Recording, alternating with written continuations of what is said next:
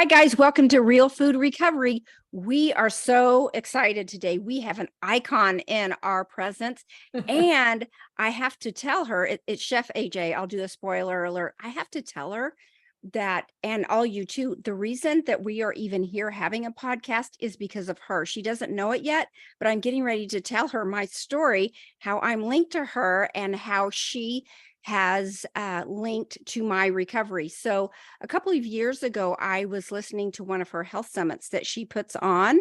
That was the first time I had ever heard anything about that. That was the first time I had ever heard the expression SOS free. And I'm like, I got to listen more to this. There's something to this. And I've been on every diet known to man, and I had never heard this. And one of her speakers was Joan Ifland. And I learned about mirror neurons and about how recovery isn't just about the food. And it started my journey of, a lifelong dieting to switch to recovery. So because of her, 2.5 years later, I'm deep in recovery. So I owe her a big debt of gratitude. And I'm just in awe of meeting her, and just so I feel so comfortable in her presence. She just is a very warm, approachable person. So we'll get more into that later. Jamie, do you want to embarrass her a little bit more and tell your connection? So I do. Chef AJ, I have watched, gosh, 2017, I started watching Chef AJ, and countless hours spent reviewing videos, reading books by authors she recommended, and doctors and lifestyle experts that she interviewed. I have leveraged what I've learned from her for years now, and it really has remade my health from the inside out. It was a dream, really a dream come true to be interviewed last year by you, Chef AJ. I can't believe it was a year ago, almost. And my goal today really is now to not only return the favor of how warm and gracious you were, but also to connect our viewers to the common passion that the three of us have for helping processed food, addicted and obsessed folks find their way out of addiction into recovery. So let me, before I turn it over to Chef AJ, I just want to tell our viewers who don't maybe know her a little bit about who she is. Chef AJ has been devoted to a plant exclusive diet for over 43 years. She really has a huge record as far as plant exclusive diet focus for that long. She was the host of television series Healthy Living with Chef AJ, which airs on Foodie TV. Chef AJ is a chef, a culinary instructor, professional speaker, and the author of the popular book Unprocessed: How to Achieve Vibrant Health and Your Ideal Weight, which chronicles her journey from an obese junk food vegan faced with a diagnosis of precancerous polyps to learning how to create foods that nourish and heal the body. Her latest best-selling book, Secrets to Ultimate Weight Loss, and she has received glowing endorsements. I'm a big fan of it myself. She was also the exclusive pastry chef at Sante Restaurant in Los Angeles, where she became famous for her sugar, oil, salt, and gluten-free desserts, which use the whole fruit, and nothing but the whole fruit. These recipes can be found in her book, A Date with Dessert, and she has shared some of those recipes on her show on YouTube as well. She has created the Ultimate Weight Loss Program, which has helped, I would say at this point, thousands of people achieve the health and body they deserve, and is proud to say her IQ is higher than her cholesterol. And in 2018, she was inducted into the Vegetarian Hall of Fame. So Chef AJ, thank you so much for being here with us. Thank you. It's a pleasure to be in the company of such beautiful ladies. And Paige, I got to say, nails and hair. Good job. It's all about that. Recovery second. Yeah. So tell our viewers a little bit about your story and how you developed this mission and movement from it. Yeah. Well, I don't know if I intentionally set out to develop a mission. I just know that I was addicted to processed food, and I believe it is an addiction. A lot of people aren't comfortable with that word, especially a lot of doctors in the medical community. They say, well, it's not the same as drug addiction because, there's no detox. Actually, I think there is a detox. Maybe it's not for severe. sure. Yeah, I don't think it's as severe as somebody. that maybe is going through heroin detox, Right. and say, well, you can't die of it. And you're right, you probably can't die of processed food addiction detox, but I think you can die of eating processed food, because I'm pretty sure my brother did. Good point. The thing So is, did my mom. I was born in 1960, and I do believe that most of our parents are doing the best they can with the knowledge and awareness they had at the time that they raised us, and that most people, when they know better, they'll do better, except it's difficult when you're an addict. Even when you know better, it's still really hard to do better. So my mother was morbidly obese, and I think, and part of the problem is she loved these foods too. So, how are you going to, as a parent, how can you eat things and then not give them to your children, right? I mean, it doesn't make sense. And also, she was one of the few working mothers in the 60s. When Murphy Brown came out, when was that, in the 70s or 80s? Oh, yeah. People 80s, were yeah. first, yeah. I mean, before then, people didn't hear of single parents, but my mom was a single parent way before it was like cool, or, that there were. And so, processed food is convenient. I will give it that. It is a lot easier to open up a can, a box, a bottle, or a bag, or pop something in the microwave, or go through the drive-through, than it is to cook meals from scratch. So it's not like she didn't know how, because she was an excellent cook. But when she was working full time, it was easier to stop at McDonald's on the way home, for example. So I don't fault her for that, or anybody for wanting to, conserve time and energy.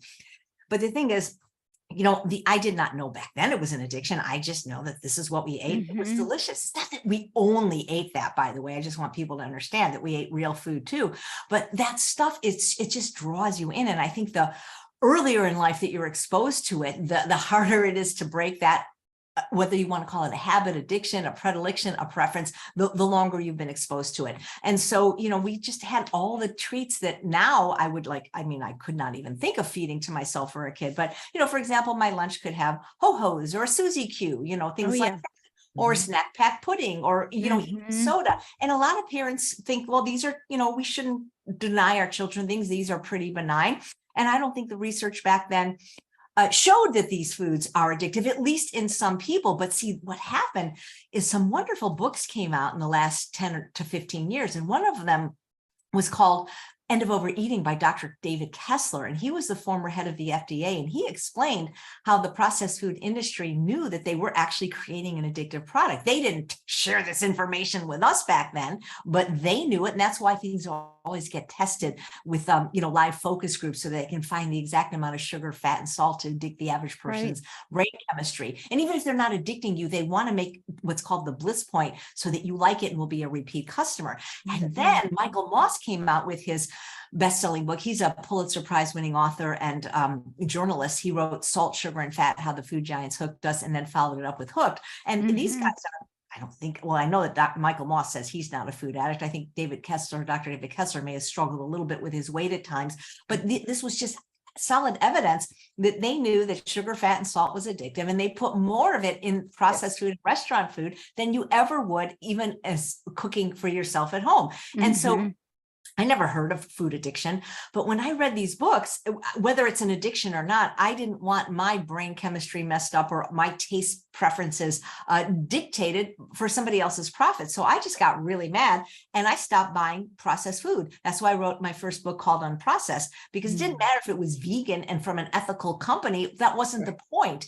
I just said, no more. I'm not giving them any of my money. And so really, I haven't eaten processed food or bought. And again, what's the definition? Because I think processed almost is not a great word, because the truth is if I take a can of salt-free chickpeas and put it in my food processor with lemon and garlic to make hummus, I'm processing it. We're talking about refining the foods. We're not talking about, taking a carrot and cutting it up or things like that, because all food technically is processed. But I think better to say ultra processed food or refined food, because not all processing is bad. And unless we want to eat everything out from the ground just like that, we all do process our foods. So it's the degree of processing, it's how it's processed.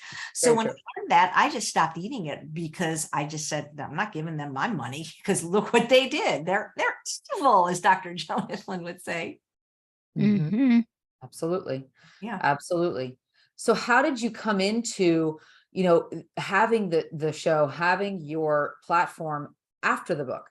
How did that happen? Oh, well, the show came to be really because of the pandemic, and I couldn't travel anymore. So I needed something to do to create a sense of community. But I had my own kind of like private platform. I've always had my own, groups of people that I would help with managing food addictions and wanting to lose weight. And the book just, I feel, gave me more of, something like concrete, where people could not only know my story, but know my journey and how I felt about it. It was just easier. When you have a book, it's a little easier if somebody listens to your book on Audible or reads it than trying to have to explain it to every single person that you encounter. So that's kind of what was the purpose of the book. Cause I was like, I already said this. Read this book. It's right there in black and white. And, when I look at processed food addiction, right? Or as you say, refined foods, ultra processed foods, and recovery. It's something the three of us all strongly believe in. Paige and I talk openly about how much we've struggled. And Paige and I we cover the gamut, right? So I always talk about this, the spectrum that we cover on real food recovery, and why Paige and I partnered together. We partnered because we cover the spectrum of a food addict or someone who's obsessed with processed foods, from someone who was maybe more like Paige, who didn't necessarily wear their addiction on the outside, but struggled with it day to day, in and out, the obsession, the compulsion, trying to control themselves around, in Paige's case, it was around processed desserts and sugary foods.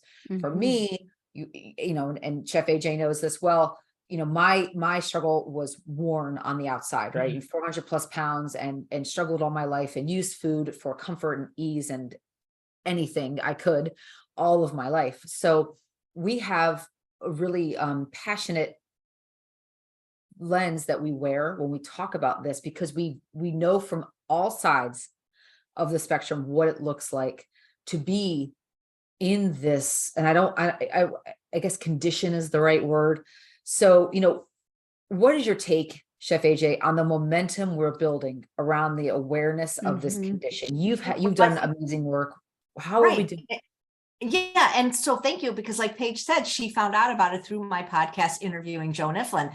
And it's sort of like, each one teach one. And the more people that know about this, the people that choose to accept this information or learn this information will have more avenues to find out about it. Because as I mentioned, there are some clinicians, medical doctors, that don't believe in this as an addiction. But even then, I don't know anybody, especially anyone in the medical profession, that actually thinks processed food is good, with the exception of a few dietitians that feel everyone should be able to eat everything in moderation. I mean, that is the biggest crock right there. I cannot stand that. Oh my God, because moderation, first of all, has not worked very well in this country, because if it did, we have 3/4 of our population overweight, but it certainly has never worked for an addict. And I like that you brought up the story of Paige, because I've had people that I've worked with that didn't wear it on the outside. In other words, it didn't visually look overweight and like, what are you talking about? How do you struggle? Yeah. Right. Because that craving that you have and the inability to eat just one, it's still the same craving brain. It's still miserable. The same process. Yes. And whether or not one person becomes a little bit overweight or one person becomes obese or one person doesn't gain weight at all, it's nothing to do with their worth as a person, or all it has to do with is their genetics, because people will become different weights on the same diet regardless. And so the people that are not overweight, maybe, I don't want to say in some ways struggle more, but they struggle differently, because it's almost like they can't get anybody to believe them, but how do we know the state of their arteries or how much, visceral fat they have lining their internal organs? So I think they do suffer, even though we can't see their suffering. Right. Yes. So people, unless I think it's the kind of thing that almost like, and they always say, if you got it, you can spot it. If people aren't sensitive to this, and not everybody is sensitive to the effect of processed foods. My skinny husband, while he chooses not to eat processed foods very often, he could eat them exclusively and he's going to stay skinny. Whether he will stay healthy, I don't know. But it's like me in alcoholism or drug addiction. I personally don't like alcohol, and I've never tried the kind of drugs that people that are addicted to drugs might get addicted to, like heroin, cocaine, methamphetamines. I don't choose to use those, but I would never say that alcoholism and drug addiction isn't real just because I personally, AJ, don't partake in those substances. And I think what happens is because there are people that can drink alcohol in varying amounts and never become alcoholic. But if you're an alcoholic, it's probably not you. And similarly, there's an old saying in toxicology, the poison is in the dose. There are people that can eat processed food in certain amounts or even in large amounts and don't have that same kind of like, oh, I got to have it all the time. My husband, for example, I live with him, for 30 years. He can go out to a restaurant and have a rich vegan meal and some rich dessert. And then next day it's back to his vegetables for breakfast. But there are other people that can't switch it on and off. And so I think the most important thing in any discussion about any kind of addiction is you have to know yourself. And that's why I don't like these one size fits all programs that say everybody must weigh and measure their food on a plate and everybody must have. No, because we're individuals and our vulnerability to the effects of these processed food varies. And again, not every substance is as addictive to everyone in the same amount. So for example, like I always thought I was a sugar addict because I started every day with Coke Slurpees and drank Dr. Peppers. But when I really look back, it really was the sugar fat combination. And so while I would not choose to drink a Slurpee now, I think it would probably make me sick, the chemical taste. It's really the sugar and the fat that I can't stop eating. Not that I would want to have Twizzlers or gummy bears, but I don't think they would light up my circuits the way it does when sugar and fat is put together.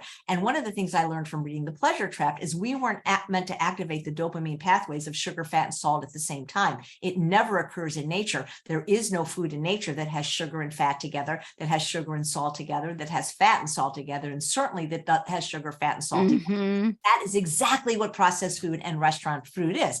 And so, I mean, if somebody said to me, I'll give you, a certain amount of money for your favorite animal charity to eat a Twizzler, I would eat it. I don't think I would have a problem. I mean, I wouldn't like it. It's going to be chemically, but sugar itself, it isn't the trigger for me. You have to know your triggers because it's really, and also, there are people that can have a slice of like a pacha bread or something, that's made of literally one ingredient, buckwheat, and not be a problem.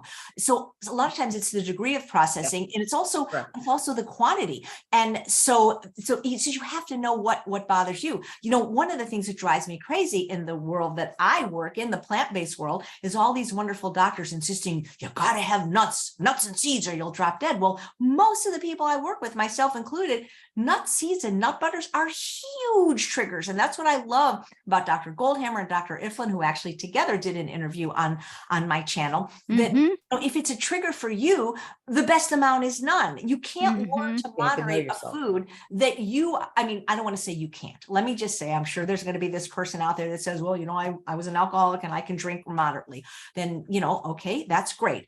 But most people I know, and I have worked with thousands individually and even more in groups, if they struggle with a certain food, if it's an addictive food for them, even a gateway food, it might not even be a food that they're addicted to, but it's a food that leads to the consumption of other foods. So for example, corn tortillas, there's certain foods that are kind of in a gray area. Some of us can eat them, some of us can't. So I can have a corn tortilla, and have like a Mexican meal. It's not a problem. But then you take it and you bake it into a chip, even if it doesn't have salt and oil, and then it's like, well, now it's a little bit different. Or then you take it and you dip it into guacamole. Well, now it's a little bit different. But now that I'm having chips and guacamole, boy, that margarita would be good. So, the thing is people have to know themselves because that's why I think the bigger umbrella is sugar, flour, and alcohol for most people. Okay.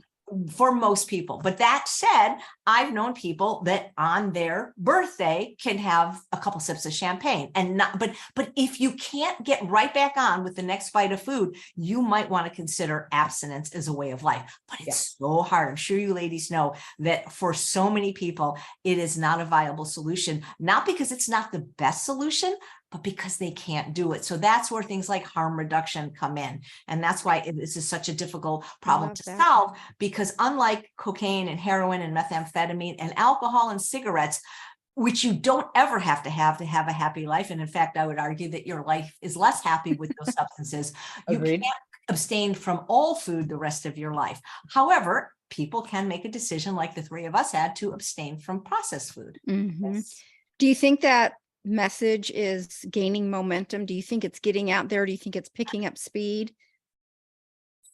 I think the processed food industry doesn't want it to, but I think for those that are shouting it from the rooftops, of people like you ladies and Dr. Joan Iflin and Dr. Vera Tomrin, Dr. Robert Lustig, Dr. Ellen Goldhammer, from people that have always believed it, if these people are listening to it. But I think it's not a message that people want to hear a lot, because they've raised their kids eating these foods, and they don't want to deny their children at the, well, what do I do if I can't give them goldfish crackers? And, that's what they're serving Krispy Kreme at the soccer games. And I don't want my kids to be different. But I think part of it is the parents are so addicted themselves that that's, and it's such a complicated thing, because people have been doing this for such a long time. Processed food has become so readily available. And I say that because you cannot even go to a fabric store, a hardware store, or now get this, a pet store. Why is there candy at Petco? I do not know any species that's not human that is supposed to eat candy. So it's insidious. It's everywhere. You cannot get away from it, even if you keep your home clean. And it's also so cheap compared to whole natural food. And it's socially acceptable that it's really hard to be different sometimes. I like how Dr. Goldhammer says we live in a world designed to make us fat, sick, and miserable. And that's who most of people's friends are. So it can be, even if they have the information, knowing and doing is two different things. And I think I'm learning, it's just, for most people, it seems to be incredibly hard to make the switch to bring it rich. Yeah. That was a great point you made about, even at Petco, there's candy bars. Why? Because they're money makers. Why? Because we're all addicted. Obviously, they wouldn't have the candy bars there if they weren't making money off it. They would take that shelf space and give it to something else that was making money. So that's a sad scenario. You have coached and counseled probably thousands of folks in your career. What do you think is your most important piece of advice for those in recovery from processed food addiction? Well, my most important piece of advice, which is the piece of advice I got when I was early in recovery from my friend and psychologist, Dr. Doug Lyle, is a piece that a lot of people don't want to hear because it's difficult. And that is to work harder on your environment than you do yourself, especially if you're early in recovery. Like me, I'm, I'm almost 20 years in about 10 days, I'll be 20 years off sugar. And so you could probably parade things in my house and I wouldn't be triggered by it. But I have a saying that if it's in your house, it's in your mouth. And people know this when it comes to drug and alcohol addiction. If they get out of rehab, they are not supposed to keep those substances in their house. If they were a bartender, they're going to have to get another job. Just like me, I was a pastry chef and I was told, well, if you want to recover, you got to get another job. And so I did. And so there is no greater gift that you can give yourself, or if you're a family member watching this, to the one you love, than the gift of a clean environment, at least for a limited time, to do an experiment to see if it makes a difference. It's already so hard for that craving mind to turn these foods down, based on just, seeing it out at a restaurant or on a billboard or on a commercial. You don't want to have it in your house. And if you're a parent, you don't want to be, if your kids are already addicted, you don't need to be their pusher. That's right. Well, two things come to mind. One is and this is from Dr. Joan Iflin's research too. And we talk about this all the time. And so do you. When you're out in the world and you're constantly being cued and triggered by the food, by the smells, by the sights, by other people eating it, your mirror neurons are engaged, you're thinking about it, and if you're able to resist that all day, right, as a food addict, and you go home and that food's available in your home and nobody's around to see you eat it or choose it, or your family is endorsing it with their other choices, you're toast. No pun intended. That's it. Absolutely. Well, toast is one of the big triggers for people, because bread is difficult enough, but when you toast it, because then you not only have the visual cue, but you have the auditory cue of the crunchiness of the toast and the smell, because bread doesn't smell as much except when it's toasted. But, I always tell people, if you have it in your house, it's not a matter of if you will eat it, only when. A lot of people try to taunt me saying I'm wrong. Like Esther Loveridge, who lost 140 pounds. She said, I'm just going to keep this See's candy, and I've had it here for years, and I'm going to show Chef AJ she's wrong. And until the day that she ate it, I have not seen anything else happen. I mean, there could be a exception, like if you're allergic to, like I'm allergic to soy, for example. So if my husband had a soy chocolate bar, I'm not going to eat something that I'm allergic to. Or if I really hated it, like what do I hate? I can't think of it. But the point is, there may be a few workarounds, but why torture yourself? Aren't you Right. tortured enough? You have to have a clean environment. And it's just try it and see the difference it makes. That to me makes it so much easier than always. Totally. Willpower is a limited resource. And it's the day we're Absolutely. down, your willpower dwindles. And like you say, you've been out all day. Maybe your boss yelled at you. Maybe your dog got say car accident. You come home, and especially if you haven't taken care of yourself by eating whole natural food in a great enough quantity that day, believe me, you're going to find that ice cream that you thought you hid in the bottom of the freezer for Mhm. but it's going to be there. I had a friend that was an alcoholic, and she still kept wine in her house for company. Right. Yeah, she was her own company, Right. He Right. was her own Yeah. best friend. Yeah. Well, and it also reminds me of, when you interview Dr. Furman, and he talks a lot about raising his children, and how his kids used to say, oh, if you don't let me go to this party and eat this birthday cake, or eat this junk food at this party, you don't love me. And he and his wife were very clear about, hey, it's because we love you that we're telling Mhm. you that these are the choices. If you make these choices, these are the consequences of your choices. Right. Mhm. And it's because we love you that we're educating you, and that we're sharing this with you, and we're letting you go and decide what's best for you. It has nothing, it is the opposite of what you think. Mhm. Absolutely. And it's not, I'm not telling parents that their kids can never have these treats, but I'm saying if you, the parent, is the food addict, they have to eat these outside the house. They have to have Yeah. enough respect for you, and you have to have enough love and respect for yourself that you have to either demand it or negotiate it, because everything can be negotiated. Yeah. It's just, Absolutely. it's just sad to Yeah. see, the way that they fight, or they don't even fight. They don't even ask. They don't even think they're worth it to ask for a clean environment. Oh, my husband works so hard. He deserves to have the crap. Mm. Okay, then, good luck recovery. If somebody out there can show me a proven path to recovery while keeping an unclean environment, then please let me know. I'll rewrite my book. But I'm guessing if that's the case, then you really weren't as addicted as you thought. Yeah. Exactly. In Exactly. my house, my husband has a cupboard where everything because he doesn't eat like I do. He eats well, but he also has his processed things. And our agreement is you have a cupboard that's high up. He's 6'6", and so I'm 5'2". It's the highest cupboard. It takes effort for me to get in there, and I don't go in there unless I'm jonesing for trouble. And I fully believe what you said about keeping a clean environment. We had family here for several days, and I was fine the first couple days. The last couple days of looking at that, it was the salty stuff. I have a hard boundary around sugar, but I found my hands trickling into those salty snacks because they had been speaking to me. So by day 3, day 4, my defenses were they were dwindling, right? Yeah. So there's only so much strength. As you said, willpower is a limited resource. And I Exactly. certainly experienced that this weekend. Exactly. Exactly. Chef AJ, you've created an online community that is educated, compassionate, and very engaged. That's no small feat, especially in the times we live in, with all of the people sort of competing for our attention. You give a lot, so much of yourself to others, your time, your passion, your experience. What fills your cup? Puppies. No. Me too. No, I think, there's an old saying, self-care is healthcare. So I just doing anything fun. I do stand-up comedy. I take classes all week, improv comedy. I perform it, but really just, my little dog right here. She's just, now I think about Edith Wharton. What was that thing? Heartbeat at my feet. Oh my God. I love my dog, whatever dog I have, I love, but right now it's Bailey, and that fills me up. And we do volunteer work together, and just spending time with her and my husband, but just doing fun stuff.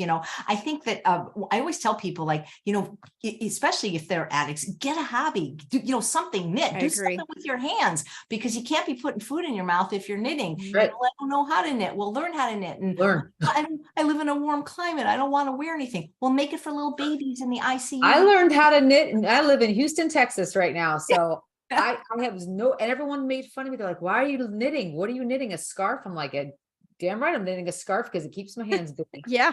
Absolutely. Start a podcast. Absolutely. Start a podcast. Absolutely. Exactly. Yeah. Exactly. You've come Awesome. so far in your clean food journey. You have mastered the whole food, plant-based, SOS-free lifestyle. Are there things you're still working on in your recovery? Do you think you'll ever reach the finish line? Does that make sense? Let me Do think, you ever have you ever arrived? well, I don't ever like to get too cavalier in, Mhm. because I don't like to just think that, oh wow, it's been this many years and so I'm cured or whatever. I don't think you really cure an addiction, you manage it. But I do think, Yes. that as time goes on, that I'm able to maybe eat a few things. When I say a few things, I'm not talking about like unhealthy things, but like, for Right. example, I pretty much avoid salt, but like very early on, I was much stricter. But if there's some salsa in the house that has salt, like the world, like I don't get triggered by little things like I used to. And that's why I think it's always also good for people to run experiments, because maybe, instead of, you can try things out in a safe and controlled way. Anytime I test something out, I test it with my psychologist, Dr. Doug Lau, when I tried to reintroduce those whole food fats, and immediately it was just like, oh my God, Yeah. I gotta have a lot and look at my weight go up. No. That was not a mistake. I'm glad I did that experiment.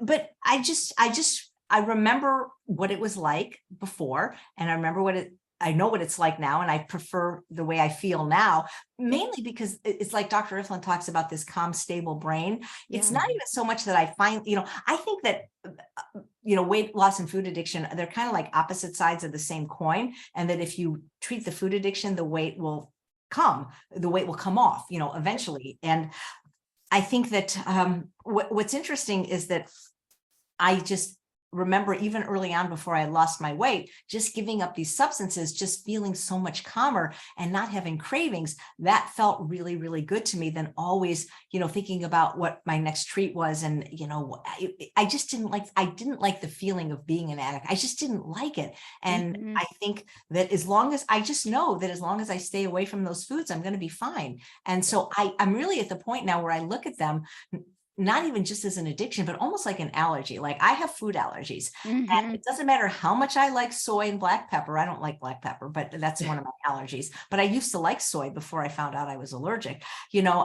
It's not worth it, because it's going to make me sick. And so I look at those foods kind of like I would look at rat poison, like that's also a white powder. Like I see a skull and crossbones. And so I can look at a rich, piece of tiramisu and go, the artistry. I remember that used to be delicious, but it's just, I think the longer you can go, the longer the period of abstinence, the more grounded you get in it, and almost like the easier it becomes. Because I don't think about it. I mean, I'm 20 years into it. I don't think about Coke Slurpees or Dr. Peppers. Once in a while, like I'll get a weird craving, like for not for a rich dessert, but for some reason, like black licorice. I don't know why, but I don't want to eat it because I got TMJ. But I think that I don't want to get too cocky and say like I'm cured, I'm better, because I know that it can come back and bite you in the ass anytime. I agree. I Absolutely. saw one of your posts today or something. It popped up on my news feed about you were making Goodman nut. Yeah. And the Or funny thing something. is this is the weird thing. I can make that stuff and not want it and not eat it. Yeah. So this Yeah, is the I'm like, ironic how does thing. she do that? I know. I Well, would eat the whole pan I'm of not there. that. Yeah, I'm because not I'm there. really lucky that I don't want to say I'm allergic to chocolate, but I haven't had chocolate in like 15 years because it Yeah, I gives had me to. migraines. And so Oh, it's wow. not something that I know that, I remember my last migraine. I remember I had a chocolate truffle, a vegan chocolate truffle without refined sugar. And then that's when the doctor made the connection of histamine foods or something. So that it's not, like I said, if I'm allergic to it, it's not a problem for me. I still think chocolate smells good. And it's not like I'm working with it every day. I was testing a recipe, but also the other thing is it doesn't stay in the house. I tested the recipe on a day, an hour before going to a meetup with 50 people, and boom, it's gone. It doesn't stay. If I make something, it doesn't stay in the house. Believe me, if it's not something that I feel like I can eat in abundance and regularly. So it wasn't really a problem. Yeah. But I probably couldn't have done that 20 years ago, but now I can and believe me, if it wasn't for the fact that I was writing a dessert book, I wouldn't even be doing any of this, because I don't want to do that, but it's hard to write a book if you don't test the recipes. So you don't That's have right. a problem with people making mock desserts with. See, this is going to be an individual thing, because for me, I look at it as good, better, best. And not everybody in the world is willing to dessert permanently, but I still think it's possible to have delicious desserts without oil, sugar, flour, and salt. And so this is where people have to know themselves, because I find that sometimes some people, if they are too restrictive, then they will really fall off in the worst way with the worst desserts. And that's why I make the case that some of the desserts I make, while they may be calorically dense, are still made from foods with actual nutrient, fiber, vitamins, minerals, phytochemicals, antioxidants. And you would probably be better eating that than eating a Cinnabon, for example. And this is where, because not everybody can just draw that hard absence line and say, I'm never going to have this again. And so that's kind of where I feel like my desserts fit. Some of my desserts are basically just like, okay, so like people, I know a lot of people in the plant-based world eat for breakfast oatmeal, and they'll maybe put a banana in it. Well, that's a recipe in my book, except I bake it and now it's shaped like a cookie. Now, for some people, that's going to be a problem because now it's a cookie. For me, it tastes exactly like oatmeal and a banana. So I guess, again, people vary in how vulnerable they are to effects of these processed food. But I do think sometimes the longer you've gone, you might have a little bit of wiggle room. Like I said, I didn't play with any of this at the beginning. You know, I'm smart. so many years out. And also the funny thing is the foods that call to me now, when I say call to me, nothing really calls to me in a craving way, but I have become a person that prefers savory foods to sweet. I mean, the first 43 years of my life, basically all I ate is dessert. And now when given a choice, it's not that I dislike the taste of sweet, and I have a lot of fruit here and I love it, but I'd rather eat something more savory, like vegetables and potatoes. It's just, that's who I have become, which is also very unusual. And even things that are sweet, I need them dialed down. I need them less sweet. So it's really funny. I have this love-hate relationship with bananas, because I use very ripe bananas when I'm making desserts. But if I want to eat a banana, I've got like a 12-hour period before it gets too sweet for me. And it's so funny because I just bought bananas. Yeah, they were green at the tip, and I'm eating one for dessert. We actually had our team meeting, so I'm eating my banana. I'm like, oh my God, this is so sweet. So I ate it with some romaine lettuce because the banana was too sweet for me. And you would never have thought that could have happened to somebody that was having, 48-ounce Dr. Pepper Big Gulps. But I think the less you assault your taste buds with sugar, fat, and salt, the less you don't need as much to experience the sweetness in things like fruits and vegetables. I love your common sense wisdom, especially when it comes to, if you find that you are someone that is very triggered by feeling so restricted, then let's find some common ground here that can keep you from going off the deep end, because I think so many people suffer from that. They're just white knuckling it, even skill, power, all that. It's still white knuckling, and then you have a slip and it's woof, Katie. Well, if you guys haven't listened to the Beat Your Genes podcast by Dr. Doug Lisle, episode 161, especially if you're working with people, can be very beneficial, because he talks about this concept called the ego trap, which is a little bit different than the pleasure trap. Because the thing is for some people, if the bar is set too high, and again, there are recovery programs, not yours, but other ones would say, if you have one sip of this, you're out, you failed, you're not gonna be able to speak at the next meeting, you're no good, blah, blah, blah. Well, when the bar is set too high, especially too early for people, there's this phenomenon called the ego trap, where they purposely fail. They kick over the table because they know they can't reach it. And that's why this has to be a little bit more individual. You can't paint everybody with the same brush. Smart. I think a good rule is, or especially early in recovery, no sugar, no flour, no alcohol. That's probably a pretty good rule if you think you're suffering from that. But to tell everybody that they have to do the same thing in the same amount, that's crazy, because people are individuals. They have different stressors in their life, different times of their life they'll have stress. But for some people, if abstinence is too hard, then we got to find something that you can do, right? Brilliant. The problem that I see is because most people are coming to me just for weight loss, not even understanding that there is such a food addiction. That's why I have a quiz in my book to see how addicted you are.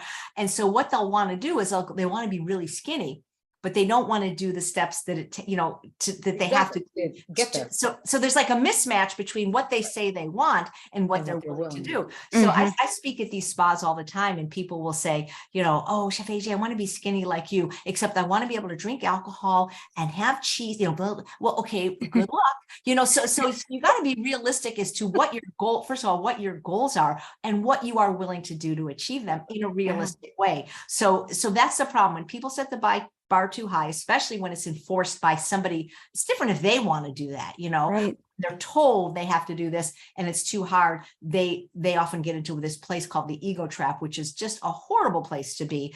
And so they have to find what works for them. And that's why sometimes working with an individual counselor that's skilled, like Dr. Doug Lyle, or I don't know if you guys do private coaching, can help. There's nothing wrong with experimenting with these foods and see if these are foods you have to eliminate, decrease the consumption of, or figure something out, but I will tell people that it's hard, but for the people that have done it and can do it, they always have said it's worth it. Oh, And Mhm.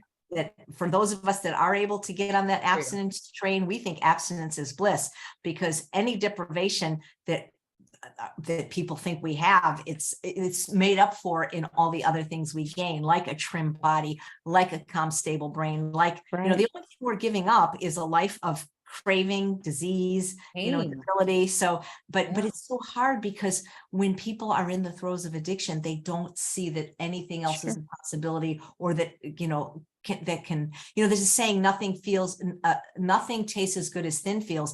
Nothing feels as good as abstinence feels. Right. Yeah. Amen. Yeah. That's so true. And you said a couple things too, Chef AJ, about Paige and I, one of our most popular episodes so far in our very, very young podcast. Paige and I talk about being your own guru. And that's really what you're saying. It's figuring out what works for you, but also being, part of being a guru is figuring out what works for you from a very honest place, right? Like Yep. what is really happening for me after I eat this food? What is really going on in my head? What are my cravings like? What's my mood like? Where's my energy level, or my some other physical reactions? What is really happening here? And then noticing it and aligning to it allows you to figure out what's best for you that day, that point in your recovery, whatever it might be. So, when I think about too, the fact that you've made over 2,000 videos on YouTube, which is incredible, and you stream live every day, you have since during the pandemic. Well, how many episodes live every day? Oh gosh, I'm almost at 1,600 for the live ones, 2,300 if you gosh. count everything. Amazing. Yeah.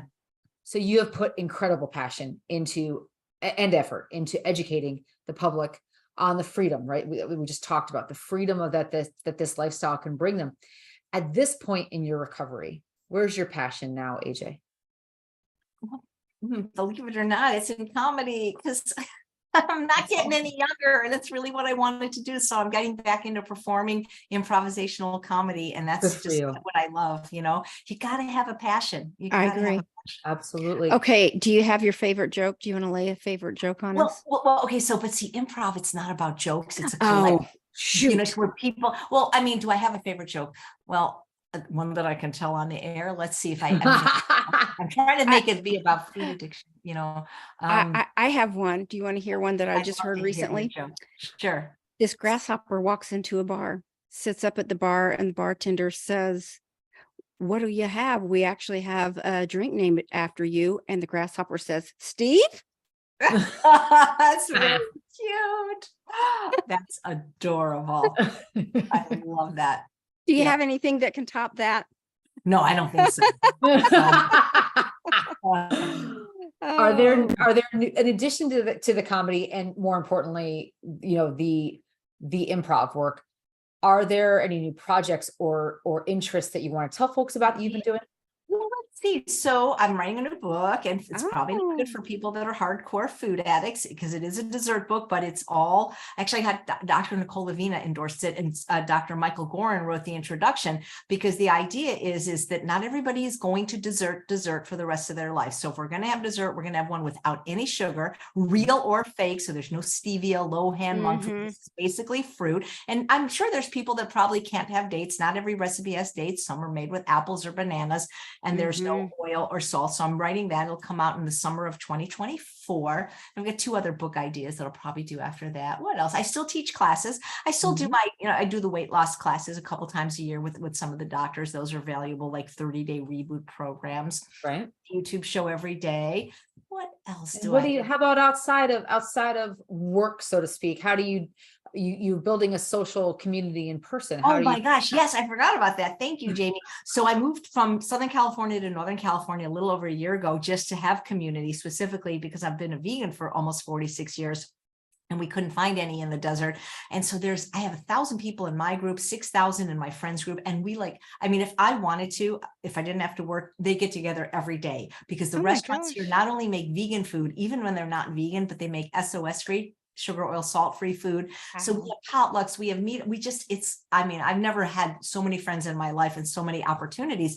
And I always tell people, find your tribe and love them hard. Yes. And if you are a food addict and want to stay in recovery, you've got to find like-minded people, especially if your friends and family are always pulling you down by eating those hyper palatable foods in front of you, bringing them to your house. Right. You've got to have a community, I think. And of course, online communities are great, but if you can find them in person, it's even more wonderful. Agreed. Connection is the opposite of addiction. That's very true. That's Yeah, very I think true. so. Because it's addiction really, I think, mostly lives in the shadows in isolation. And it's very Of hard course. to do it when you're out in public and with a group of people. Absolutely. So final question, AJ, how can we advance as a community ourselves, right? Online community ourselves, that we're working with you and others to band together to advance the cause of PFA education and awareness together.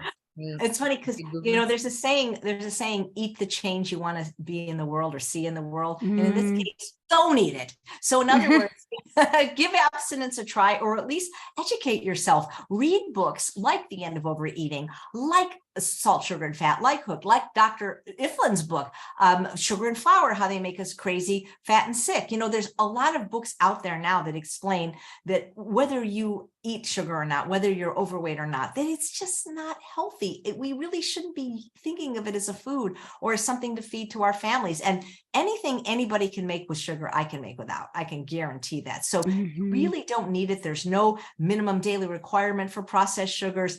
It's bad. Whether you eat animals or not, nobody needs to be eating processed food. Nobody. And just learn to cook. Get an Instant Pot.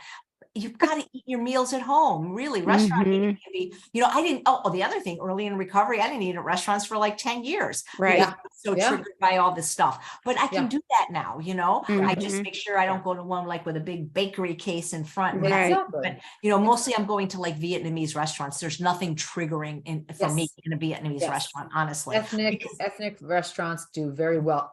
Certain ethnic restaurants do very well. Vietnamese is one of them. I agree. Right, because I have a bigger problem with flour and flour products. I don't eat pasta, but this restaurant takes king oyster mushrooms, a julienne peeler, and he makes noodles. There's no other ingredient. It's literally a mushroom, but the way he slices it, you think you're eating pasta, and I'm eating a mushroom. So I can do things like that and still enjoy it.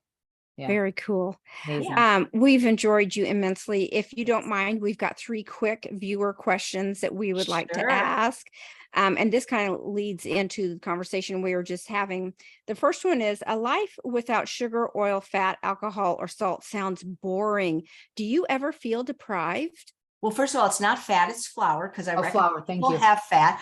Well, I feel deprived of obesity, heart disease, of cancer, of diabetes, of food addiction.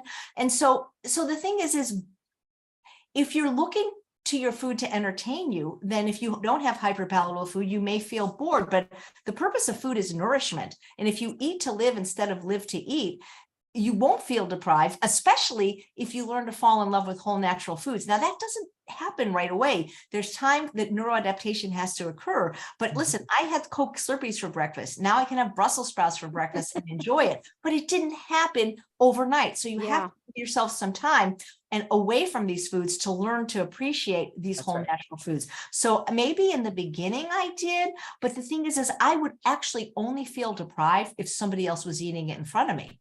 So nobody in the last 10 years has eaten that stuff in front of me. So I don't feel deprived if I'm eating Brussels sprouts and he's eating, he eats cruciferous crunch as his morning vegetable. So I could see how that could happen, but no, I don't. But I could see that it could happen if I was not in a clean environment, for sure. Exactly. Yeah. Good answer. Yeah. We had the question from a viewer. I made some of the sofas free desserts, but I find they call to me. Yeah. After I So eat just they're one not for serving. you. they're not for you, or they're not for you right now. Right. So Beautiful. you can make a case that if you're somebody that, if you feel like we talked about this ego trap, if you're somebody that when the chips are down and you have a bad day, that you're going to end up going to McDonald's for their apple pie or their McFlurry, you could make a case that it's probably better to have these in your freezer if you're going to have something. But for some people early in recovery, they may not be something that you can have right now. They still would be a better choice for your family than giving them other foods. So again, this is where experimentation comes in. I also feel that a lot of times, if people really eat enough high nutrient food first. So in other words, like I have this muffin called a cram muffin. It's oats and bananas and applesauce and carrots. It tastes like carrot cake, but it doesn't even have dates in it. But yeah, if you start your day with that, it's going to be tough. But if you really have eaten a lot of vegetables and, nutrient dense foods and beans and things like that, you may be able to have it. But how are you having it? That's the other thing. So what you can do is, if you're somebody that really struggles, if you make these, and let's say it makes 12, take 11 to the neighbors, and then you have one, because it's not like they're going to manifest quickly again. But if again, when in doubt, leave it out. That's what I say. Exactly. Beautiful. Yes. And I love that you remind us of the power of thylakoids, of eating those greens first thing in the morning. Yeah, if you have Yeah. those greens, cut off your cravings for really overeating in general, but sweets in particular. So I ask you, like, if you say you're struggling with my desserts, did you just have vegetables first, or did you have oatmeal first? So I'd like to know that if possible. Yeah, Yeah. I think one thing that I heard you say when I very first discovered you was you had like a pound of vegetables for breakfast or something like that. That And was I'm my like, medicine. I'm going to try to do that. I'm going to do that too. Yeah. So I started Amazing. doing a pound of salad every day. I don't do it for breakfast, but I Yeah. do have a pound Yeah. of salad sometime during the day. Okay, last question. I can't seem to break out of the binge cycle. What advice would you give me? Well, honestly, for somebody that is stuck in that binge, restrict, repeat cycle, I would really recommend them to Justina Froese. She might be a Yes. really interesting guest for you to interview. She's in Germany, so she's later, but she works with people individually. She broke herself of I think it was a 15-year binge cycle. Generally, I find, and if there's an exception, let me know, but almost everybody that binges, it's because they're restricting. If you're not Yes. restricting, you're not binging. And so what happens is they set the bar too high, they fell off, and then so they're going to be good. So they're not going to have any starch or any satiating calories. They're just going to eat fruits and vegetables, and they get really hungry. And then this becomes this vicious cycle of binge, restrict, repeat. So in general, if you're suffering from binging, stop restricting, even if it makes, and stop weighing yourself. Just let yourself normalize with that, and maybe work with a professional that specifically focuses on that, like Justina. Exactly. Yeah. Great advice. Justina. Great Okay. advice. I'm familiar with Justina and Oh, good. her work. Thank you. Well, Chef AJ, thank you for your time and your wisdom and your passion and the community that you're building online and in person. Thank you for giving me the opportunity to talk with you again and to also be on your show. So thank you for also the fact that you get this, what we're talking about, right? This processed food addiction and the recovery process, that it is a journey. It is multiple years. It really will be a lifetime journey out of the addiction into discovering your new self and really getting freedom. So thank you again for joining us. Thank Welcome. you. And freedom feel- is possible, especially with the 4th of July coming up. Nothing like That's right. freedom from processed food. That's right. Thank you That's right. personally. Thank you for what you've done for me in my Oh. recovery journey. And I feel like I've made a new friend today. Oh, So thank you, you. Paige. Thank you, Jamie. Thank you for your work. Thank you. Take care. Take care. I'll see you on the Bye. next episode of Real Food Recovery. Bye-bye, guys.